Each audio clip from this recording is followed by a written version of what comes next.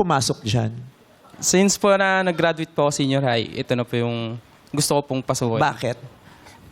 Ito lang po yung kaya kong ano eh. Grabe ka naman. Yan lang ang kaya mong gawin? Hindi naman, marami ka naman ito lang kaya. po yung pinakagusto ko pong pasukin simula po. Bakit nga? Anong dahilan? Dahil ito ba yung impluensya ng meron kang kamag-anak na Apo. matagumpay na Apo, security guard? Yeah. O may isang mabuting security guard na nakatouch ng buhay mo? Anong dahilan? Ikwento mo! Ay, sorry. Bali, kapatid po ng papa ko po, yung tito ko po, bodyguard po siya. Bali, hinangaan ko po siya, tapos pag-graduate ko, wala na akong ibang hilingin kundi maging guard na lang po. Idol mo siya. Idol ko po siya, yung tito ko po. Tito mo guard siya. Opo, Tapos guard barkada po. siya ni Sarah. Eming guard ang pangalan niya.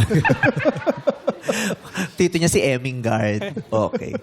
Kamusta naman ang pagka-guard mo? Masaya ka sa ginagawa mo Sobra dito? po. Masaya po ako. Talaga? Nagpapaparty ka dyan pag wala yung Hindi. Bakit? Saan ka ba Hindi po. guard? Sa Las Piñas po, Hotel? restaurant po. Restaurant. Kung may dumating na masasamang loob, Ayan. mga may dalang mahahaba, pinasok kayo, ikaw lang ang gwardya, anong gagawin mo? And paano pong malalaman? Di ba tinitrain kayo, di ba?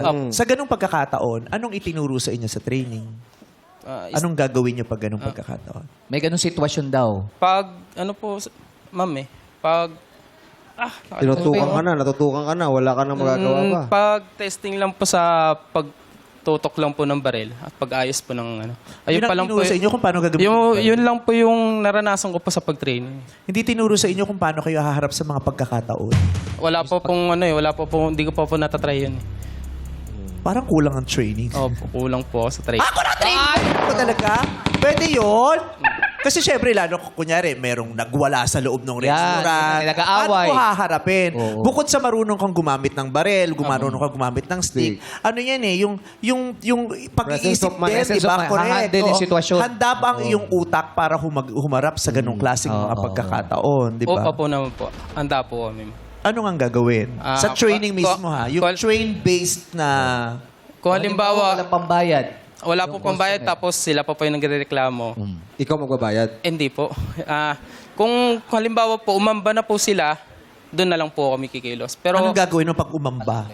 always ready po kami pag may umamba. Always ready. Pag umamba. Yeah, pero alam mo, kahit anumang trabaho yan, guard ka, driver ka, cook ka, anumang uri ng staff ka, kailangan ng sapat na training bago na mapasok. Opo. Diba? Kahit sa pag-artista, hindi ka pwedeng sasabak sa pelikula. May workshop nang na Hindi ka ganun. nag-workshop. Kailangan alam mo yung, di ba? Karakter. Para makapagbigay din tayo ng magandang serbisyo, kailangan sapat din ang kaalaman natin. Yes. Di ba? At ang trabaho natin, minamahal natin yan kung hindi ito parang racket lang yung, di ba? Rarakitin ko lang to, di ba? Dapat alam natin yung ginagawa natin. Kasi yung kakulangan natin ng kaalaman sa ating trabaho, hindi lang makakaapekto sa ating trabaho, makakaapekto rin yan sa mga taong pinagsisilbihan natin. Tama. Di ba? Lahat ng trabaho, mayor, konsihal, congressman, yung mga nilalagay natin dyan, alam ba nila ang kanilang trabaho? Diba? Kasi kung hindi, wag natin silang ilagay no kasi hindi nila magagampanan ang kanilang tungkulin. Diba? That goes for everyone. Diba? Lahat ng manggagawa, lahat ng dapat alam natin ang ginagawa natin. Tama? Yes. Kahit cook ka, Yes. hindi pwedeng mas galing kang magluto lang. Kailangan alam mo rin kung paano gamitin ang aparato. Kasi maaari kang lumikha ng sunog. Correct. Oh, yeah. Papahamak. Mapahamak, may mapapahamak. Sa Diba? pagka-drive, ganun din. Mahalaga ang training. Sobrang halaga ng training. Hanap tayo ng masayang kwento naman tayo.